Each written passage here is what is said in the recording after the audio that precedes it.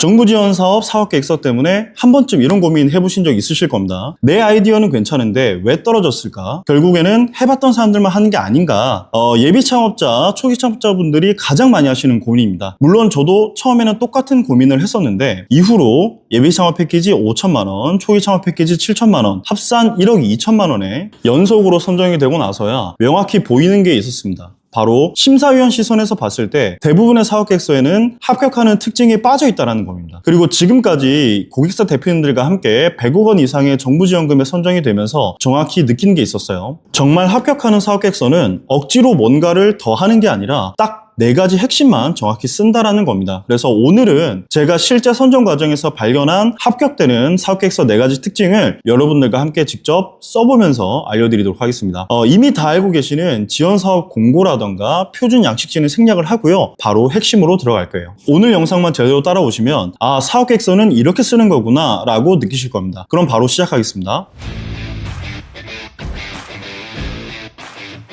자, 첫 번째 핵심, 문제 정의입니다. 다들 알고 계시는 사업계획서 작성 양식 PSST 중에서 P, 프로그램에 해당하는 첫 문단인데요.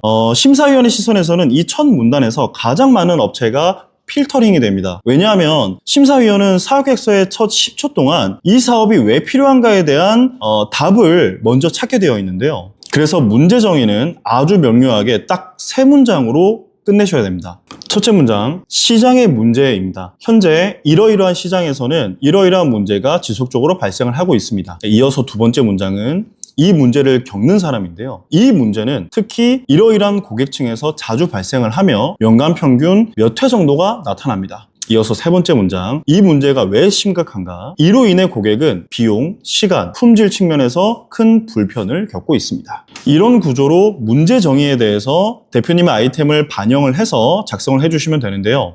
쉬운 이해를 돕기 위해서 제가 예시로 말씀을 드릴게요. 예전에 코로나 시기 때 홈트가 굉장히 유행이었죠. 홈트레이닝이라는 사업 아이템을 가지고 예시를 들어보도록 하겠습니다. 현재 홈트레이닝 시장에서는 운동 자세를 정확히 측정하기 어렵다는 문제가 있습니다. 특히 20대에서 40대 직장인분들은 전문 피드백을 받을 시간이 부족합니다. 이로 인해서 운동 효과가 떨어지고 부상의 위험이 증가하고 있습니다. 자, 이렇게 작성을 해봤는데요. 문제 정의는 막연하게 길게 쓰는 게 아니라 정확하게 문제를 찍어주는 게 핵심입니다. 자, 이렇게 문제 정의를 썼다면 바로 이어서 두 번째 핵심, PSST 중에서 S에 해당하는 해결 방안을 써주시는 겁니다. 단순히 기술을 자랑하는 구간이 아니고요. 심사위원은 딱 하나만 봅니다. 그래서 당신의 아이템으로 고객에게 어떠한 변화가 생기나요? 이 질문에 대한 해답으로 해결 방안도 3문장으로 끝내셔야 됩니다. 첫째, 해결 아이디어. 본 사업은 이러이러한 문제를 해결하기 위해 이러이러한 솔루션을 제공합니다. 이거 둘째, 핵심 기능인데요. 핵심 기능은 이것이며 고객은 이를 통해 이러한 문제를 해결을 합니다. 그리고 마지막 셋째, 고객 변화.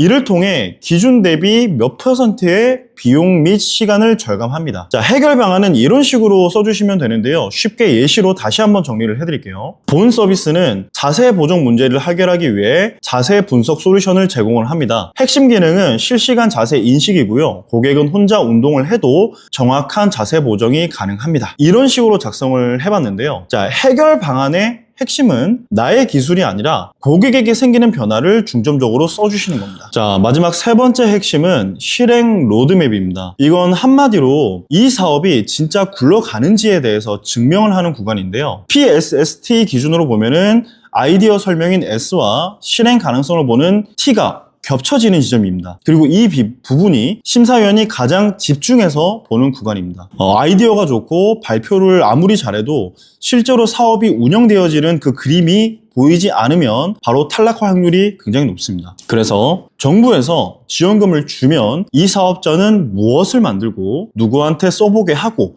그 다음엔 어떻게 돈을 벌 것인가, 이 질문에 대한 답을 한다고 생각을 하시면 되는데요. 그래서 실제 실행 계획은 절대 구구절절하게 쓰시면 안 되고요. 무조건 3단계로 끊어야 합니다. 그래야 심사위원이 한눈에 이해할 수가 있고요. 바로 알려드리도록 할게요. 자, 3단계 중 1단계는 개발에 대한 내용인데요. 정부 지원금으로 정확히 뭘 만들 건지에 대해서 서술을 해야 됩니다. 쉽게 예를 들어서 이번 과제에서는 핵심 기능 하나에 집중한 MVP를 시제품을 만들 예정이며 운동 자세를 분석하는 기능 하나만 우선적으로 3개월 안에 구현을 할 예정입니다. 자, 여기서 중요한 건 완벽하게 만든다가 아니라 핵심적인 기능만 우선 만든다라는 점입니다.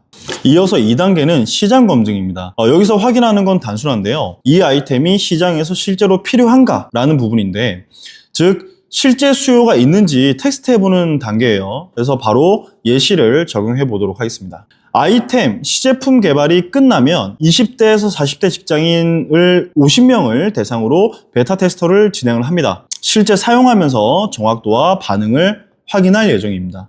여기서 정확한 숫자, 즉 수치가 들어가면 신뢰도가 급격히 올라갈 수가 있습니다. 마지막 3단계는 사업화입니다. 그래서 돈을 어떻게 벌 것인가에 대한 부분인데요. 여기서는 거창할 필요 없이 검증이 끝나면 구독 모델로 먼저 출시를 하고 이후에는 피트니스 센터 같은 B2B로 확장할 계획입니다. 이런 한 문장만 있어도 심사위원은 단순히 지원금만 날리는 사업이 아니구나 라고 판단할 가능성이 굉장히 높습니다. 근데 여기까지 세 번째 핵심 실행 로드맵을 말씀드렸는데요. 이제 마지막 네 번째 핵심 PSST의 마침표이자 선정 여부를 최종 결정짓는 T, 바로 팀 역량입니다. 이 단락에서 가장 많이 하는 실수가 그냥 팀원들, 직원들의 학력, 경력만 줄줄이 적는 경우가 있습니다.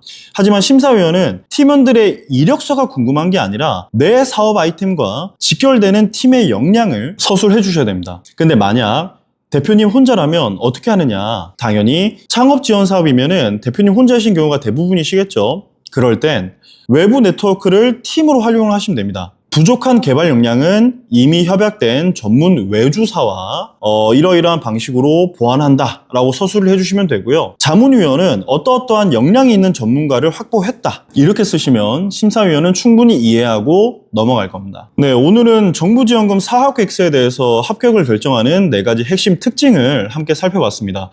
제가 말씀드린 이 4가지 특징 핵심만 사학객서에 잘 녹여내신다면 대표님도 정부지원금 1억 2천만 원의 합격자가 되실 수가 있습니다. 영상이 도움이 되셨다면 구독, 좋아요 눌러주시고요. 지금 바로 첫 문제 정의부터 작성을 해보세요. 여러분의 사업계획서 확실히 달라질 겁니다. 지금까지 자금의 정석 장국진이었습니다. 긴 시청 감사합니다.